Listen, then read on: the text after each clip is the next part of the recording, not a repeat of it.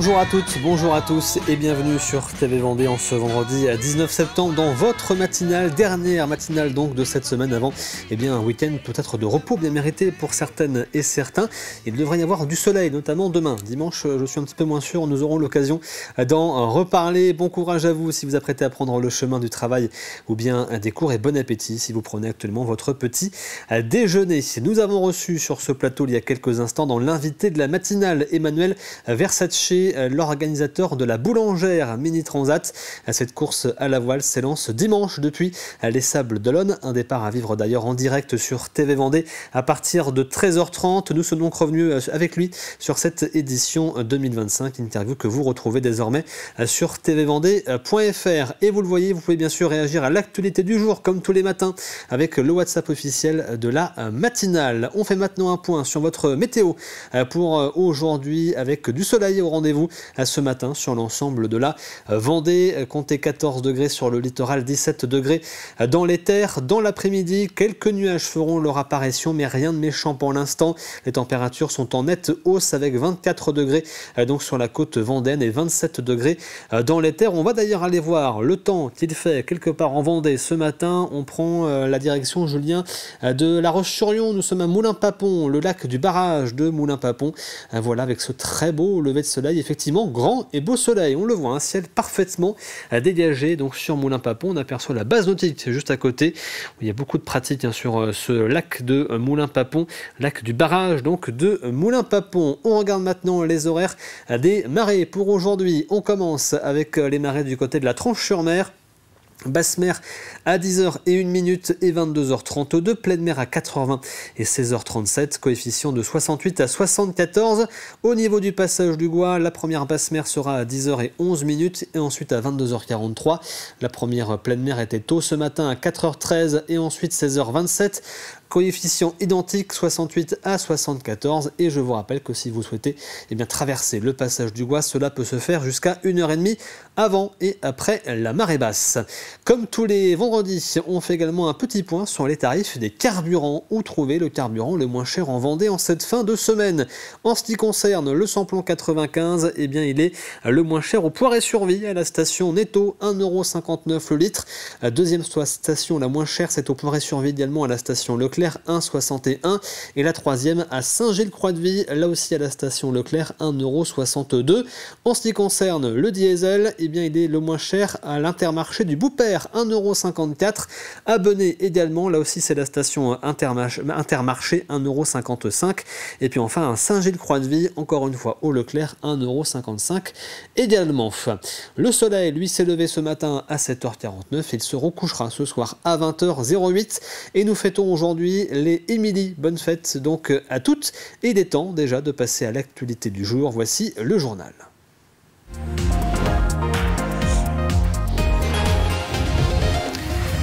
Une enquête a été ouverte sur les causes du décès de Laurent Caillot, survenu brutalement en début de semaine. Le conseiller régional vendéen est décédé brutalement à l'âge de 57 ans. D'après des informations révélées par nos confrères hier en fin de journée de Ouest France, ici Touraine et ici Pays de la Loire, Laurent Caillot serait décédé des suites d'un arrêt cardio-respiratoire alors qu'il participait à une soirée chemsex dans un appartement de Tours. Des soirées durant lesquelles des substances psychoactives illicites sont utilisés lors de rapports sexuels. Le parquet de Tours a donc ouvert une enquête pour recherche des causes de la mort et ordonné une autopsie. Nous revenons maintenant sur la journée de mobilisation qui s'est tenue hier à l'appel de l'intersyndicale dans toute la France. Une mobilisation pour protester contre la politique budgétaire du gouvernement. En Vendée, plusieurs manifestations se sont déroulées. D'abord hier matin à Fontenay-le-Comte, Chaland et les Sables d'Olonne, puis à La Roche-sur-Yon hier après-midi.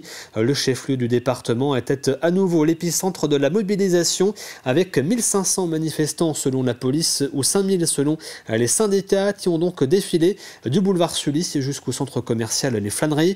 Dans le cortège, c'est surtout un sentiment de ras-le-bol général qui dominait, comme l'a constaté Louise Viadger.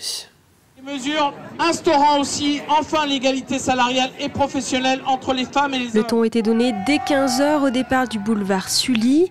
Dans le cortège, la colère contre la politique budgétaire du gouvernement revient en boucle, mais aussi la sensation de ne pas être écouté. On peut remonter toutes les mobilisations qu'il y a eu sur Macron, si je ne dis pas de bêtises, ça a commencé aux Gilets jaunes, il y a eu la manifestation sur les retraites. Puis là, c'est vraiment la continuité d'une fatigue, d'une colère qui n'est en plus pas écoutée, qui est souvent rabaissée par les politiques. Toujours pareil, la casse des pouvoirs publics, la réforme de la retraite qui ne passe pas, la baisse du pouvoir d'achat, les hôpitaux qui disparaissent, la sécurité sociale, le déremboursement des médicaments. Les retraités, les actifs ou encore les étudiants ont manifesté. Clément a 18 ans, il n'a pas eu de réponse sur Parcoursup malgré sa mention bien au bac pro. Il se retrouve en situation de précarité. Moi cet été j'ai envoyé une centaine de CV pour trouver un travail saisonnier pour pouvoir financer mes études que j'étais censé faire. Et j'ai eu une seule réponse pour un travail. Et donc j'ai pu faire ce travail, mais c'était seulement pendant une semaine, c'était pas un contrat pendant tout l'été, quoi. Donc même pour trouver du travail, c'est extrêmement compliqué en tant que jeune. Et le marché du travail est complètement déréglé en fait. Donc c'est très compliqué sur tous les niveaux, études, travail. Et pour vivre, c'est compliqué en ce moment. 5000 personnes selon les syndicats, 1500 selon les forces de l'ordre. La manifestation de ce 18 septembre aura mobilisé. On a fait une intersyndicale unitaire avec l'ensemble des organisations syndicales qui ont appelé leurs adhérents à venir nous rejoindre. Et avec les adhérents, il y a aussi des travailleurs qui viennent nous rejoindre parce que justement, ils pensent que les organisations syndicales ont toute leur place pour justement montrer que le budget doit être revu et de façon vraiment équitable. La manifestation s'est terminée par une assemblée générale pour discuter des prochaines actions. Ils portent tous le même nom mais ne se connaissaient pas avant de former leur groupe. Le trio Pouvreau est en résidence artistique au prieuré de Gramont à Saint-Prohan, un cadre insolite dans lequel ils enregistrent depuis le début de la semaine leur tout premier album de 6 titres. Damien et Christophe, tous deux originaires de Saint-Jean-de-Mont, sont accompagnés de Clara, violoncelliste installée à Barcelone. Un trio aux sonorités riches entre accordéon, violoncelle et instruments multiples à découvrir en concert ce week-end à l'occasion des Journées européennes du patrimoine au prieuré de Gramont. Louise Ménori est allée à leur rencontre.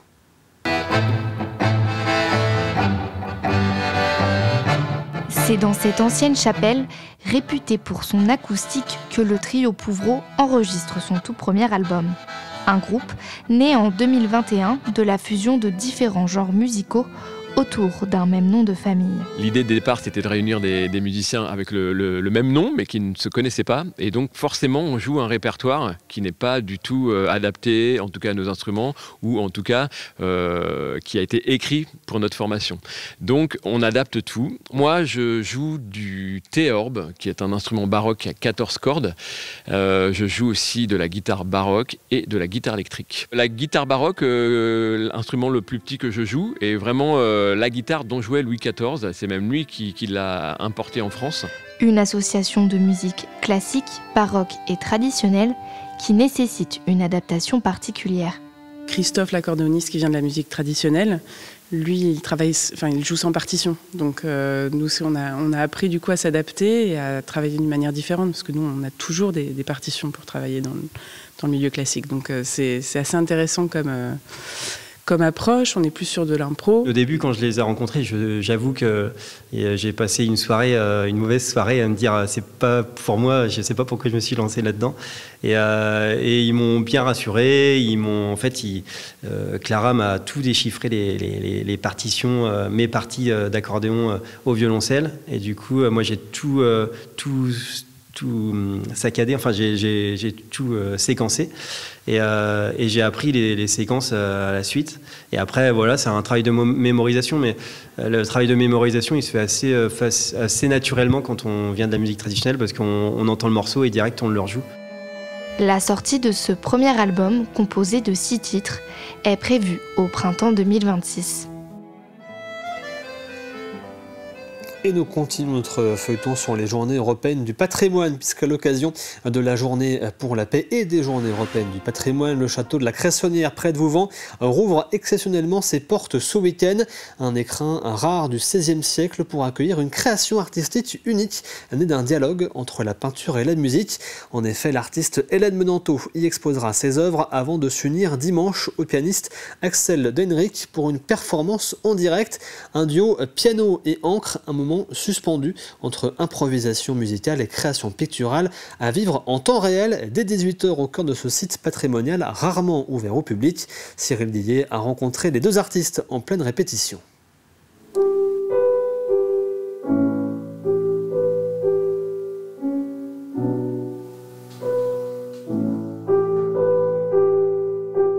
Ultime répétition pour Hélène Menanteau, artiste plasticienne, et Axel Denrich, pianiste. Un duo pictural et musical où se mêlent le piano et l'encre, un véritable happening qui sera donné dans le château de la Cressonnière. Avec Hélène, on est parti sur du sans filet parce que ça sera de l'improvisation. Sur une base certes un peu écrite, mais j'ai une courte pièce de 2 minutes de musique baroque de François Couperin. Le lieu va aussi nous nourrir de ses propres vibrations, très probablement, et que donc c'est très inspirant de se sentir dans un bel écrin quand on est dans la démarche créative.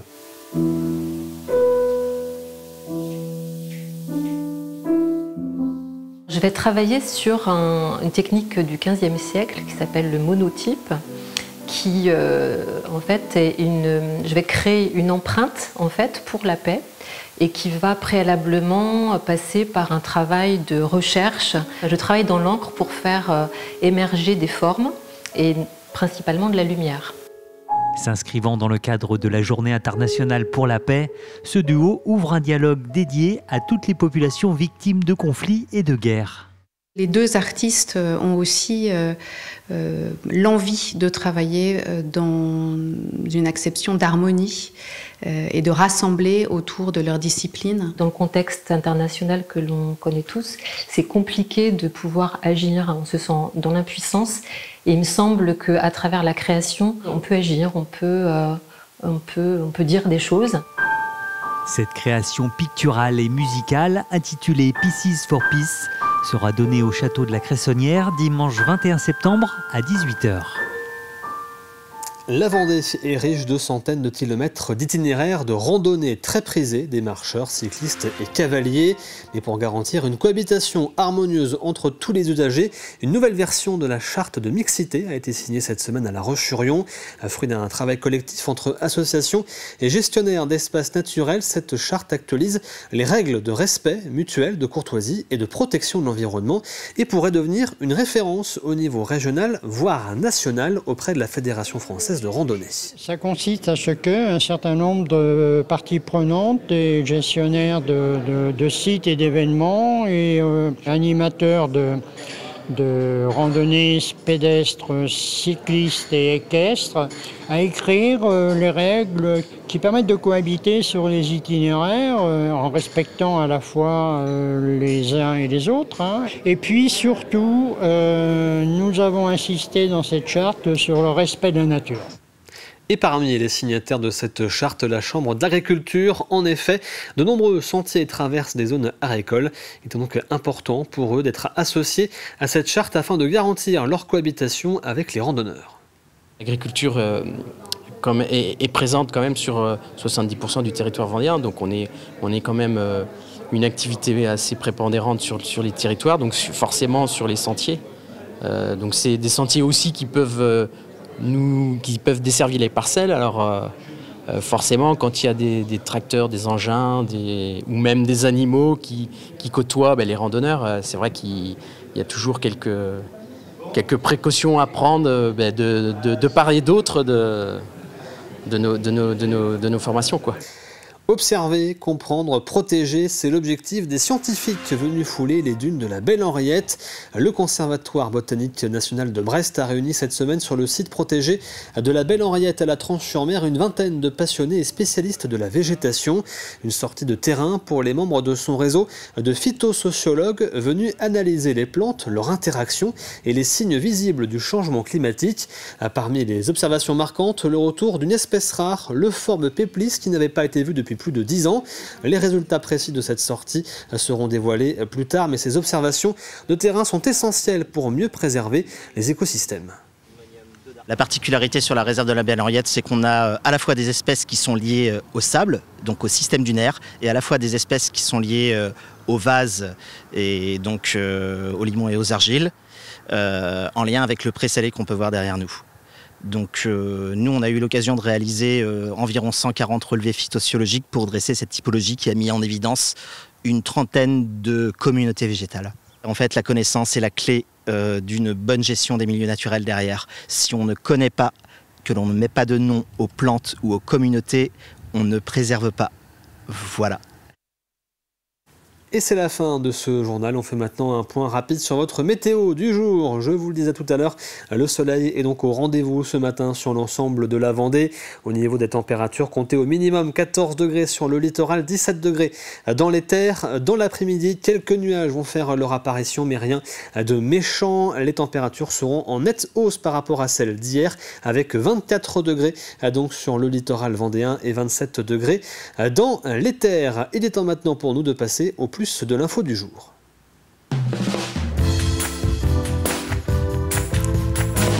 Et le plus de l'info est aujourd'hui consacré au réseau de médiathèques et bibliothèques de la communauté de communes Vendée Grand Littoral. 17 établissements se sont donc regroupés pour travailler ensemble. Parmi eux, la médiathèque de la commune du Poiroux qui vient juste d'être rénovée.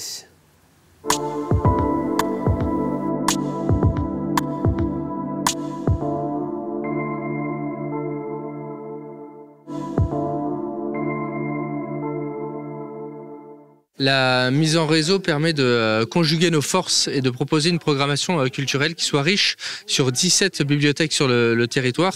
Donc c'est important pour nous de proposer de la qualité, de la proximité auprès des lecteurs, ceux qui ont l'habitude de fréquenter nos bibliothèques, mais aussi d'un public un peu plus éloigné qui a du mal à franchir le pas.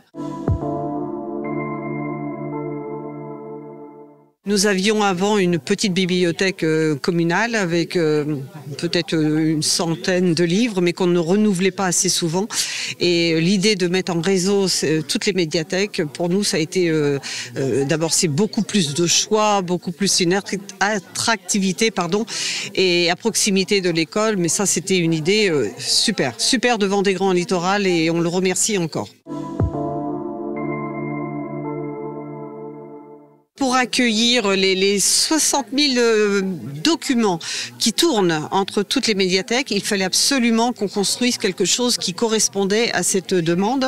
Et donc, on a fait le choix, la commune, de construire. Donc, les murs nous appartiennent, mais la médiathèque est complètement gérée par Vendée Grand Littoral. Et là, on répondait à ce qu'ils nous demandaient, c'est-à-dire de l'espace, un espace de vie, un espace de convivialité. Pour nous, c'était important de suivre le mouvement et on l'a suivi du départ. Donc cette médiathèque a été inaugurée en 2022. Le choix de le mettre à côté de l'école, c'était une grande discussion, mais pour nous c'était important. Ce qui permet aux parents, ils viennent chercher les enfants, ils viennent chercher un livre. Donc on a augmenté le nombre d'abonnés, pas encore assez suffisamment à notre goût. C'est les jeunes, les adolescents qu'on a du mal à avoir. Mais Maxence me disait que toutes les médiathèques sont à peu près à 10% de la population. On est dedans. Donc c'est super, mais il faut encore en gagner. La réservation en ligne a été quelque chose d'extraordinaire et le Covid, malheureusement, a stimulé cette réservation en ligne. Et donc, du coup, les gens de chez eux ont accès à tout ce qu'ils veulent en ligne. Ils choisissent tranquillement, ils le font venir ici et ils viennent le chercher ici. Ça, c'était une idée superbe. Nous lançons les animations dans nos bibliothèques, médiathèques de Vendée Grand Littoral en faisant une programmation éclectique où on trouve finalement beaucoup de choses en termes de rencontres d'auteurs, de livres, d'expositions, d'animations. Eh bien, on capte un nouveau public parce que le but ultime, c'est vraiment de proposer une culture de qualité et de proximité. Et voici pour ce plus de l'info préparé par Florian Wozniak sur le réseau donc des bibliothèques et médiathèques de la communauté de communes Vendée Grand Littoral. Voici maintenant l'agenda.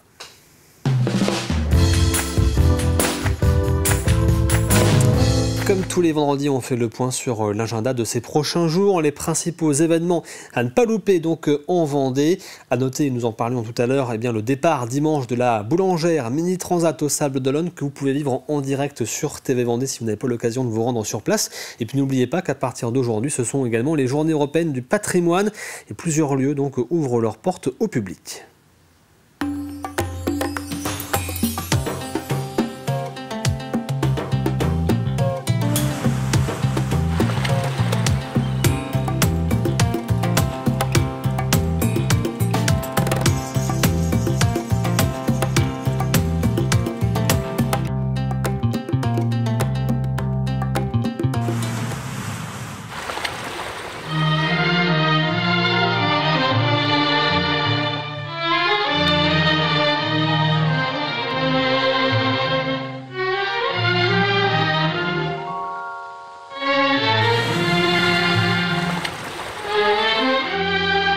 And there was Georgia caressing him with her smiles and tender glances. And the girls called for a speech. But he was too happy to speak. All that mattered was Georgia was there. Georgia. So he muttered and stuttered and finally said, I can't make a speech, but I'll do a dance. And a dance he did with the rolls.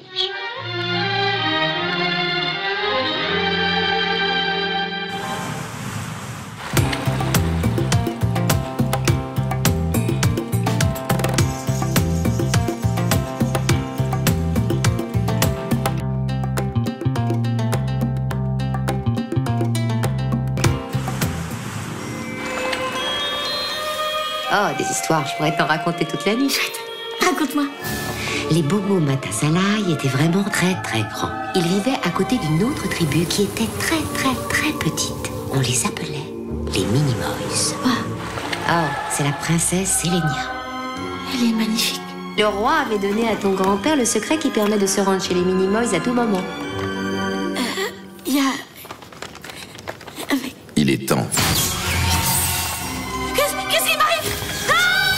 Tu vas rejoindre nos frères, les Minimoys.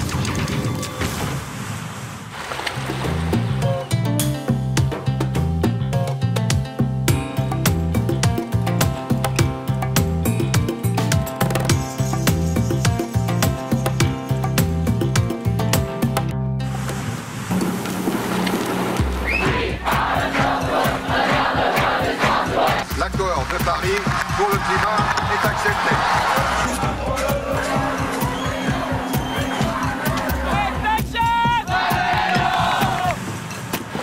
Ça fait maintenant 10 ans que je filme les luttes écologiques. La destruction du monde et toutes celles et ceux qui cherchent à l'empêcher.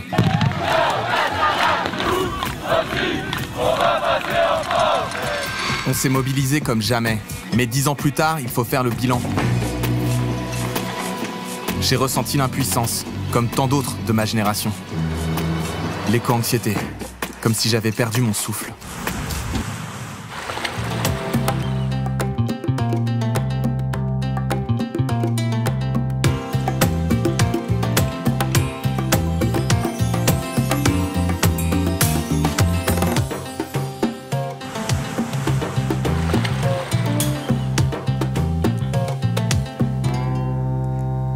Et voici pour cet agenda donc des jours à venir. Je vous rappelle que comme tous les matins, nous vous posons une question à laquelle vous pouvez tout simplement répondre via la page Facebook de TV Vendée, puisque cette question a été postée ce matin à 7h. Vous répondez tout simplement dans les commentaires. Voici la question du jour. Qu'avez-vous prévu ce week-end pour les Journées européennes du patrimoine?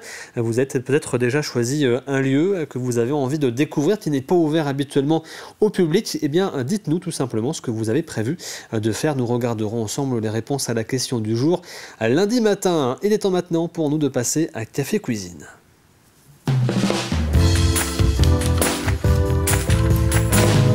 Et à gagner cette semaine dans Café Cuisine, je vous le rappelle, ce sont 2 packs Aventure Action pour le parc Le Grand Défi à Saint-Julien-des-Landes. Des packs qui comprennent différentes activités comme de l'acrobranche ou encore du paintball. Dernier jour de la semaine, donc dernier indice ce matin. Mais avant de vous le donner, je reviens un peu en arrière. On va regarder ensemble les indices depuis lundi matin. Lundi, ce nouvel établissement a ouvert ses portes à la rentrée 2025. Indice de mardi, son nom rend hommage à un ancien maire de Talmont-Saint-Hilaire, élu pendant plus de 20 ans.